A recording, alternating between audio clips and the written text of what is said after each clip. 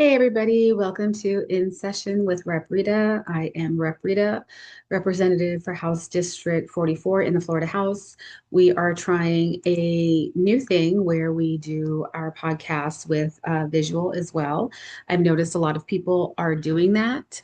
And so we wanted to give it a try too. Do want to let you all know that I am not a professional podcaster. This is just another way for um, me to engage with our constituents and to help explain what is going on in Tallahassee and just in general, in government in general. It is, I always say government is like an onion. There are layers, and often it will make you cry. So, want to also kind of, give a little bit more insight into what the difference is between a state house rep versus a congressional rep. In this episode of In Session, we're going to go over uh, the legislative session that is currently happening. We made it, or we mostly made it, because once again, what was supposed to be a 60-day session didn't end in 60 days. And I know for a lot of people that might sound like inside baseball, but it actually matters because every extra day in Tallahassee costs money. It delays decisions and it keeps us away from the communities we're supposed to be serving. So we are out of session. Technically, they did adjourn the session. However, the Florida legislature's one responsibility is to pass a budget, and a budget has not been passed. Now, this next part that I'm explaining to you isn't to shirk responsibility, it's to help you understand. I want to frame the picture. So there are 120 seats in the Florida House, one seat for each district. There are 120 members of the Florida House. Uh, 33 of them are Democrats. I am a Democrat, so I am in not just a minority in the Florida House, we are in what is called a super minority. That means that there is very little influence that we have on what gets heard in committees. We are not chairs of committees. I'm a ranking member of a committee. However, I don't chair a committee. It just really does impact what we're able to pass as Democrats in the Florida House. It doesn't mean that we don't ever pass bills. It just means that we are at sort of the I don't want to say mercy of, but we really have little to do with what gets chosen to be put onto a committee agenda. That's important for you to know because there were a lot of good bills that we filed this year, and we had what was called the affordability agenda. And a lot of these bills would have addressed property insurance, it would have addressed housing affordability. I filed a bill that would have addressed paid leave for state workers. However, since we're not the chairs of these committees, we have very little say as to if any of these bills would get on an agenda. Um, so I want to kind of use this episode today to walk you through what really happened this session, what passed, and as I explained, what didn't pass, what I fought for, and what this all means. Because what happens in Tallahassee doesn't stay in Tallahassee. It shows up in your rent, your insurance, your health care, and it shows up in your kids' classrooms as well. So let me start with the big picture. This session, and a lot of people said this, felt like a freight train. It started out very slowly, but it picked up speed very quickly.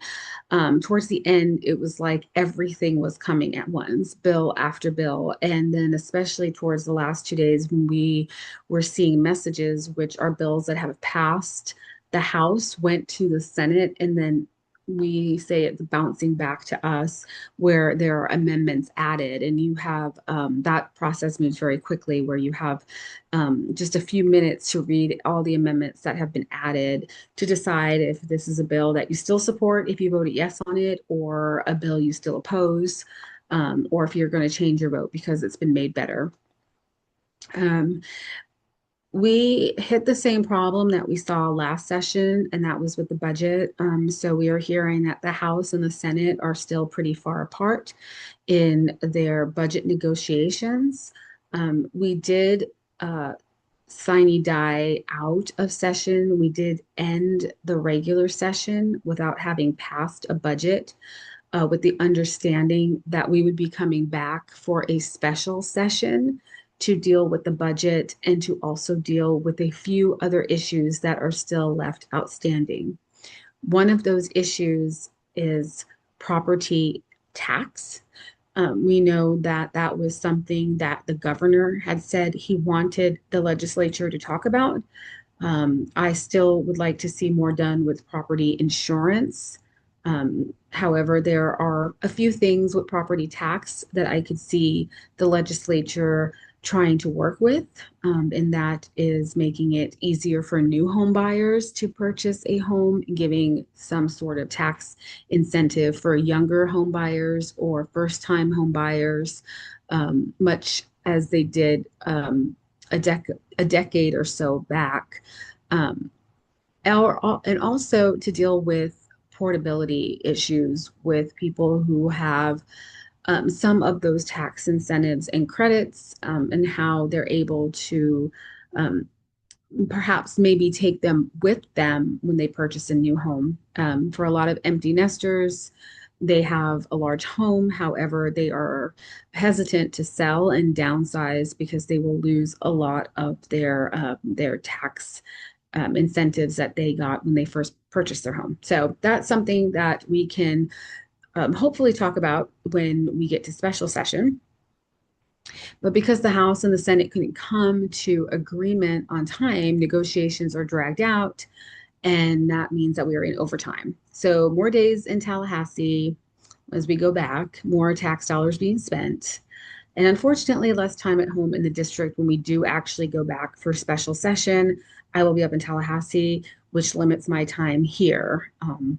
And you know, this session we did see a lot of interesting bills that came through.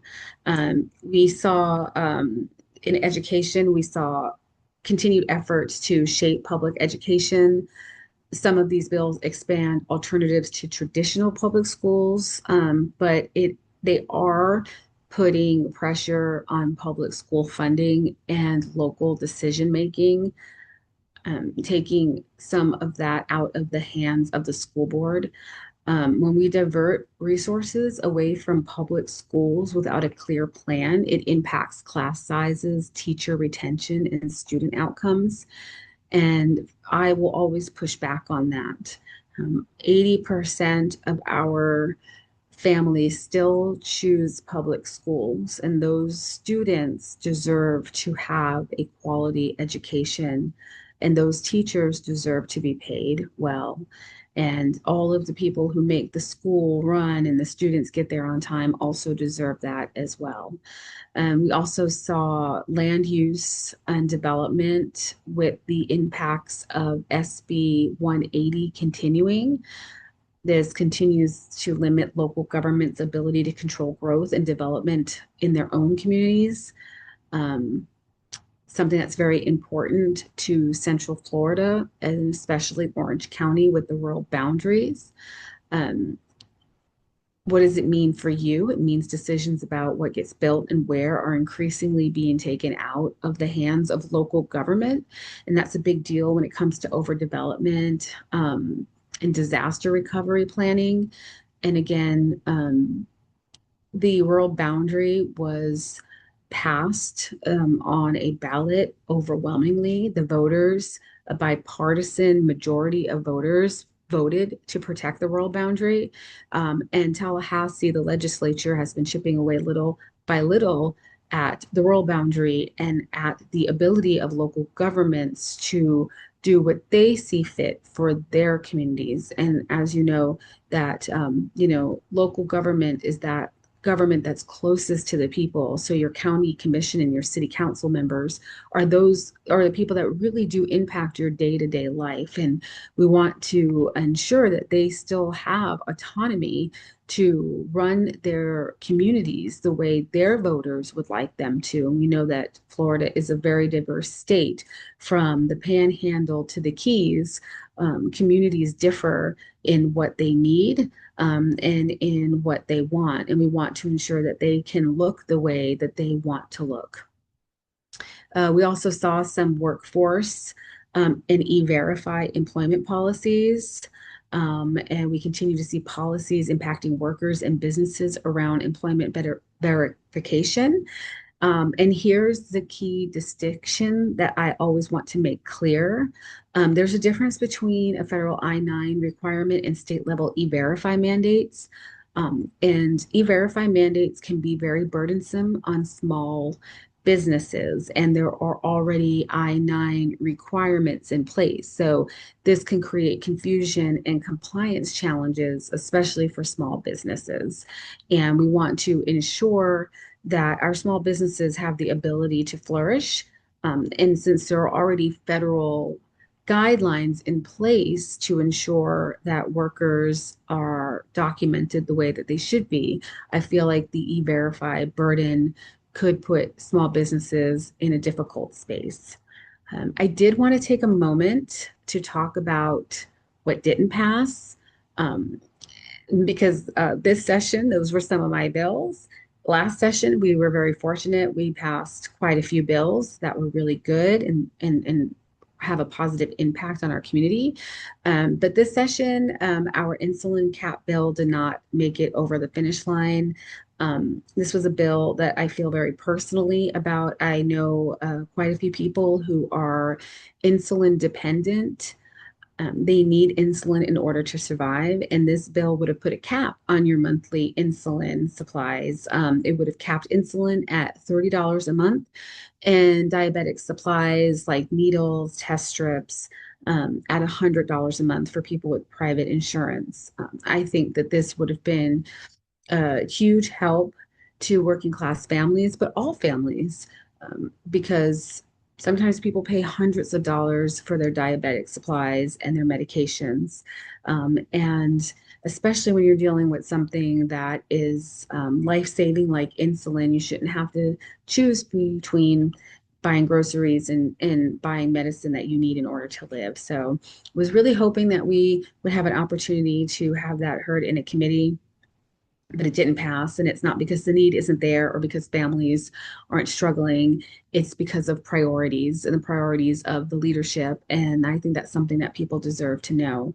I also filed a bill that would give paid leave to state workers and state employees. And I felt like that would have been something really helpful, not just for new parents, but for caretakers who might need to take time off. And it would also be an option for people who are adopting or fostering a child. And that was not heard either. So I want to give you a little bit behind the scenes perspective. You might see us debating on the House floor, and those are important, but that's not where everything happens. What you don't see are often the late nights, and there are a lot of them. We're often in the Capitol very late, going over special order, what is going to be heard in our committees, what we're going to be seeing. Last minute amendments filed hours before a vote, negotiations happening on the floor that help shape the final outcome. Um, and there are moments when bills change quickly and significantly. And in those moments, you have to be ready. You have to understand what's happening in real time and be willing to stand up and say, no, this isn't right. And I'm very proud that I did that. Many times. And I'm always happy to support good legislation that's going to be good for our communities, but I'm never afraid to stand up and vote no when I think it's going to be bad for our community. I want to let you know what we were able to accomplish this session, because even in a tough session, there are real wins. Um, so I was able to get some language into a bill that passed. It is an organ donation bill. And I had run this bill with the bill sponsor last time as a prime co-sponsor, and some of the language that was in the portion of the bill that I had given that to the time off for people who donate a kidney, giving them paid leave. Um, for live kidney donors was taken into the bill, and the bill passed off the floor. And that's something that's really personal to me. I lost a friend to kidney disease. She waited a very long time for a donor. And we also know that live donors have a higher success rate. But we know that there are a lot of, obstacles to donating a kidney. First of all, it's a huge commitment. While people can live with one kidney, you are making a sacrifice, but it is one of the most noble things you can do. But we also know that there is also concern about having the ability to get time off to heal after that surgery. So we wanted to give people that opportunity too. So happy to see some of my language put into a bill that passed, and really excited to see how many lives it can save. And of course, we're still working on our appropriations. The budget has not been finalized yet. We do have money in the budget, and hopefully, once everything is done and the budget is sent off to the governor, he will not veto it. He has been very, very generous with his veto pen, but we remain hopeful that what has made it onto the budget will make it over the finish line. And of course, aside from the legislation, which is actually a very small part of being an elected representative, what we mostly do and what we mostly enjoy doing as a legislative office is advocating for our constituents.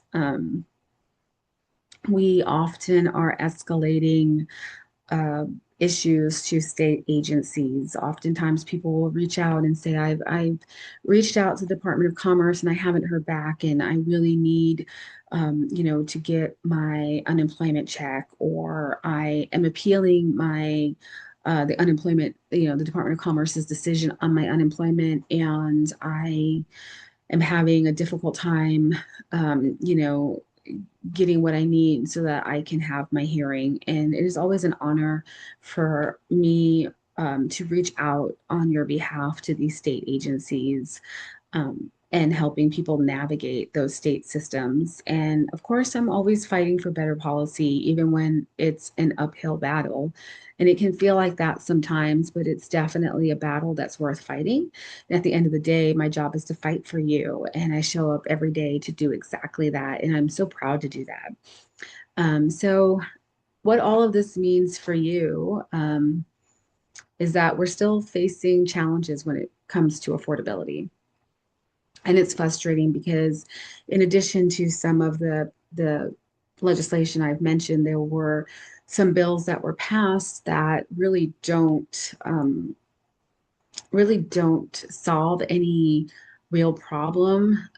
These are not problems that were there, and they seem to be policies that are looking for, their solutions looking for a problem. I think that's what the term is. So, two I want to highlight real quickly. One was HB 1001, and that is a bill by a representative in, I believe, northern Florida, and he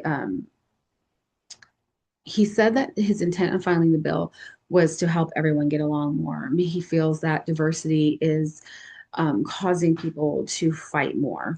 And so this is very much an anti-diversity, equity, and inclusion bill. It's very confusing. It's very vaguely written, and that is something that we often see with a lot of the policy that has come out of the Florida House, especially in the last few years while I've been there, is that the policy is written in such a way that the interpretation is hard for people to navigate. It's often written without any clear definitions of some of the terms that are in the policy that are written in the bill. And when that happens, that not just creates confusion, it creates a chilling effect. And so this bill, I believe, will create a chilling effect with local elected officials, like your city council, your county commission. people that sit in those seats. This would allow a resident of the county to bring a cause of action against uh, a council member or a county commissioner for using funds, tax funds, to support diversity, equity, and inclusion initiative. So it's so broad that that could mean St. Patty's Day. That could mean certain holidays that are not federally recognized. There are some carve outs. Originally, they did carve out anything that was federally recognized. So things like Juneteenth and Black History Month could be celebrated. And then a few other things were carved out in the process, but it's still overly vague and ambiguous and so begs the question of what could cause somebody to bring a cause of action, and it could also have the consequence of the elected official um, being charged with misfeasance or malfeasance and removed from office. So it it creates a lot of confusion. Our local elected officials and board of county commissioners and city councils are going to have to really dive into this. But my concern, as somebody who represents a very diverse community, is that it is going to cause a lot of these council members to just not celebrate um, different events. And for myself, those are events that I really look forward to. I enjoy going down to the county administration building and celebrating different events. At the beginning of Asian American and Pacific Islander Month, they will often have an event. They will do an event for the Chinese New Year. We have I think the city of Winter Park has the St. Patty's Day parade. The city of Orlando has a Puerto Rican Day parade and celebration. These are all things that make our community feel very special. I'm concerned that elected local officials won't want to be involved in those events or help sponsor them for fear that they could be removed from office. So that's one to look out for. And then there was HB 1471, which would allow the state of Florida to designate a domestic terrorist organization.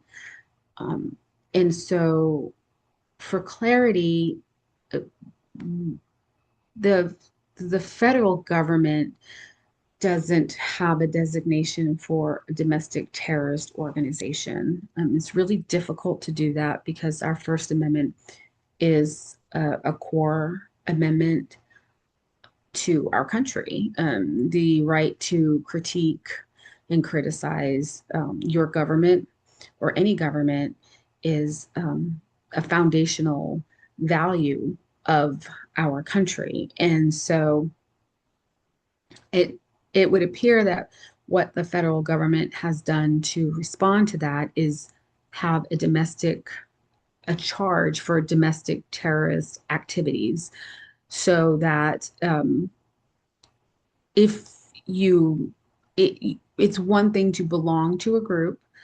It's another thing to take a violent action, and that is where the federal government has that designation. So there are already things in place to hold somebody accountable if they were to take an ideology or a belief system to the next level and act on it in a violent manner.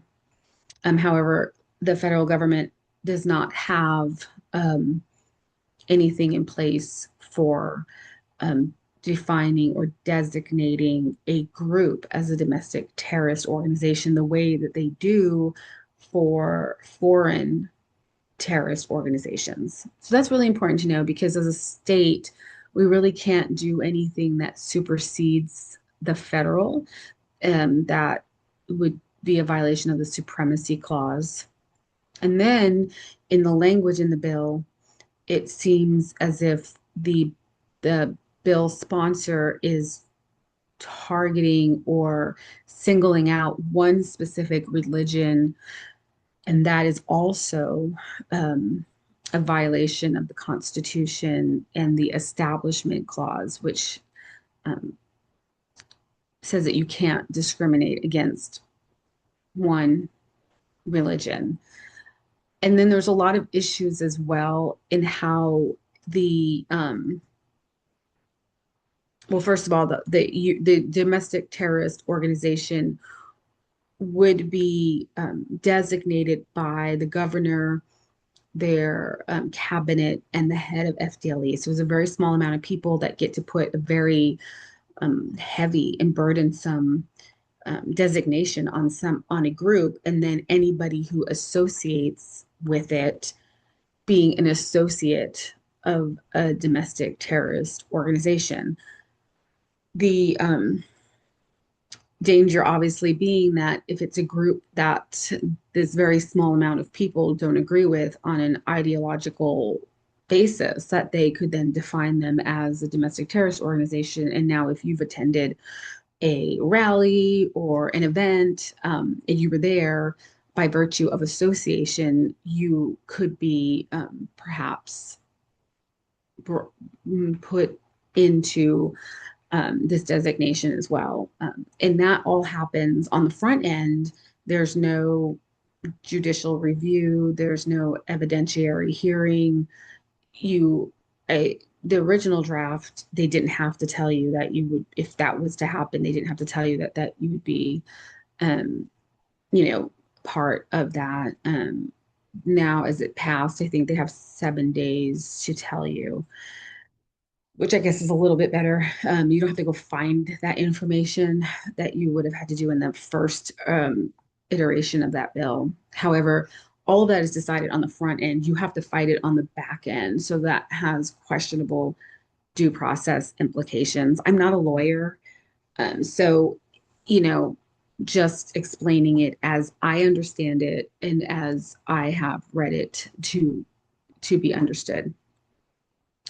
Um, I suspect that these two bills will be challenged, but it's also really important to understand that when bills are challenged, when bills are passed and they become laws, and then these laws are challenged, and the state of Florida has to go to court to defend them, it's not the bill sponsor that pays the court fees, it's the state of Florida. So in essence, it's you, it's us, it's the people who pay taxes in the state of Florida. They're the ones that pay to defend these bills. So it's very costly. And so the I think the best thing to do would be to not pass these bills. Um, for one, they seem to go against what I think, the value of being an American is, but also because they're unconstitutional, we know that there is going to be litigation at some point. So it just seems to me it would be best to pass bills that we know are not going to have to go through this legal process in the first place. And especially considering when you think about all the bills that were not passed. I mentioned two of my bills, the insulin bill, the paid family leave. But to be clear, there were other wonderful bills that would have been really helpful to Floridians that never got a hearing. And it's a shame because they are good policy that could really be impactful to the people of Florida. So, uh, unfortunately, like I mentioned, people in Florida are still facing real challenges when it comes to affordability. Healthcare is still too expensive. And now, with what is happening with the Affordable Care Act and some of the subsidies, it's becoming more expensive. Local communities are losing some of their control. And but I want you to know that while it means all of that, it also means that your voice matters now more than ever, because the more people pay attention, they speak up, they stay engaged, they stay involved, the more accountability we can demand from Tallahassee. So, while the session might be ending, the work it doesn't end. And I will be in the meantime back in district more until we are called back for special session. We're going to be hosting some in-person town halls and continuing to fight for the things that matter most to this community. And as always, if you have any questions, concerns, or ideas, please reach out. Um, Rita.Harris at flhouse.gov, because this only works if we stay connected. So I really want to thank you for being engaged. I want to thank you for paying attention. And I want to thank you for trusting me to do this work. And I'm going to sign off. It was a long day.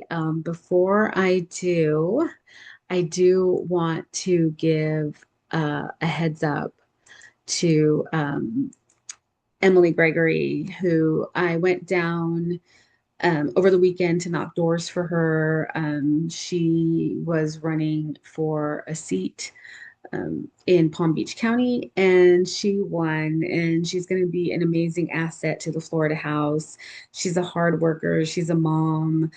She's a small business owner. I believe it's a military family. I think maybe her spouse is in the military, but just an overall really great person. And I'm so excited to work with her. And before I sign off, a reminder, I'm not a professional podcaster, but I do enjoy doing this for you. It's just one other way that we can get the word out to our communities. What is going on in Tallahassee so that you can be informed and you can always be in session with me. Have a good evening.